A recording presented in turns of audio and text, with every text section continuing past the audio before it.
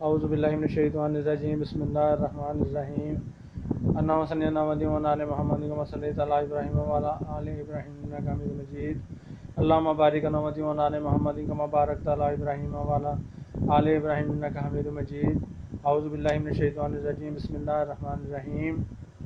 اللہ پاک رب العزت رب غفور رحیم کلام الہی دینی اسلامی فلاحی باتوں کا پڑھنے سننے دیکھنے اور تبلیغ کرنے کا ثواب میرے والدین کو، مجھے، میرے بیوی بچوں کو، بہن بھائیوں کو، نیک رشتہ داروں کو، نیک دوستوں کو، جب سے دنیا بنی قیامت تک سب نیک لڑکے لڑکیوں کو، عورتوں مردوں کو، بچوں کو، سب نیک ذی روحوں کو جو زندہ ہیں، جو فوت ہو چکے ہیں دونوں جہانوں میں، سب کے گناہ صغیرہ گناہ کبیرہ اپنے فضل و کرم سے معاف فرما دیجیے، آمین۔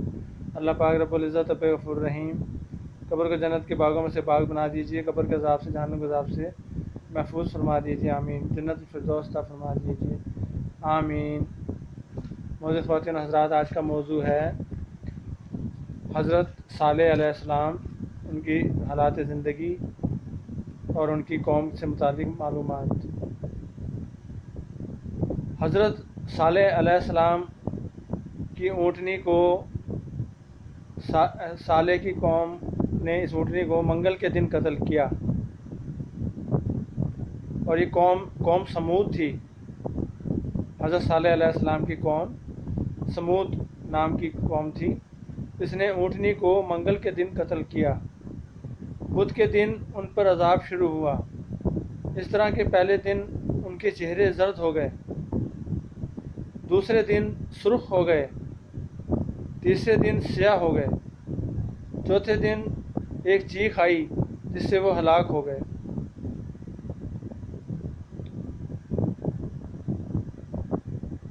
حضرت صالح علیہ السلام کی اونٹنی کو قتل کرنے والے کا نام قدار تھا۔ حضرت صالح علیہ السلام اپنی قوم میں 40 سال رہے۔ ایک اور قول کے مطابق اپنی قوم میں 20 سال تک رہے۔ مکہ میں وفات پائی۔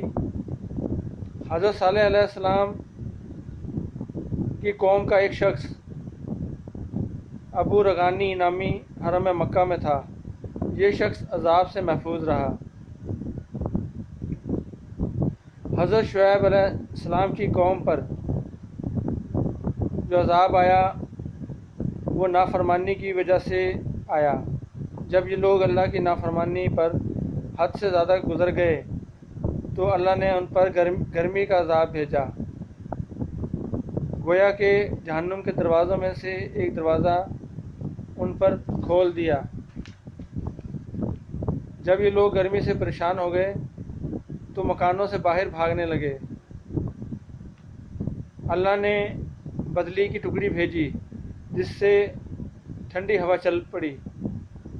یہ لوگ یک کے بعد دیگرے سب اس بدلی کے نیچے آ گئے تو اللہ نے اس بدلی کے اندر آگ کے انگارے ان کے اوپر برسائے جنہوں نے ان کو بھون کر رکھ دیا، اور ان پر ناپ اور تول میں کمی کرنے کی وجہ سے بھی عذاب آیا، اور یہ عذاب 7 دن تک رہا۔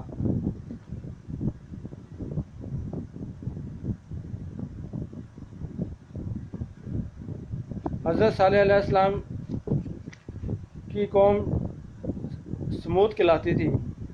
یہ ان پہ جو عذاب آیا، یہ ایک اونٹنی کو جس کو منع کیا گیا تھا کہ اس کو نہ کوئی گزن پہنچائی جائے، نہ اس کو چھیڑا جائے، نہ تنگ کیا جائے، لیکن قوم سمود کے بعض شر پسند عناصر اور نافرمان لوگ جنہوں نے حکم ماننے سے انکار کیا اور نافرمانی کی، تو انہوں نے اس اونٹنی کو قتل کر دیا تھا، جس کی وجہ سے صالح علیہ السلام نے ان کو بددعا دی قوم کو، اور اس کا عذاب اس قوم پہ اس طریقے سے آیا کہ ان کے چہرے پہلے زرد ہوئے، پھر سرخ ہوئے، اور پھر سیاہ ہو گئے، اور پھر ایک چنگھاڑ آئی جس کی وجہ سے وہ سب کے سب ہلاک ہو گئے۔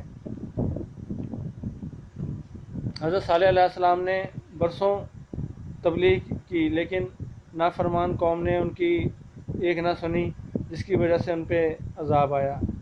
अल्लाह पाक मुझे सबको अपने हिफ्ज़ व अमान में रखे और अज़ाबों से और अल्लाह के गुस्से से महफूज रखे, सबको अपने हिफ्ज़ व अमान में रखे। आमीन सम आमीन। हम सबको असूलों के तहत ज़िंदगी बसर करनी चाहिए, तभी ज़िंदगी अमन और सलामती के साथ गुज़रती है।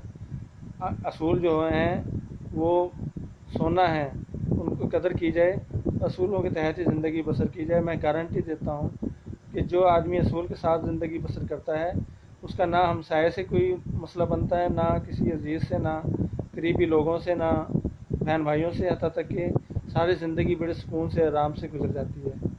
मेरे पड़ोस के सामने एक मेजर अंकल रहते थे, वो मुझे बच्चों की तरह प्यार करते थे। इसकी वजह ये थी कि वो भी असूल पसंद थे और मैं भी, तो मुझे बच्चों की तरह प्यार करते थे। और कभी सारी ज़िंदगी आगे हम आमने सामने रहे, कभी सारी ज़िंदगी कोई ऐसी बात ना हो सकी कि जो बदमज़गी में आती, सिर्फ असूलों की वजह से। इसको अपनाया जाए तो सारे अपने अच्छे तरीके से ज़िंदगी बसर करेंगे, किसी की राह में रुकावटें नहीं आएंगी, ना तंग होगा बंदा, ना खुद होगा ना दूसरा होगा, ना उसकी वजह से खुद तंग होगा।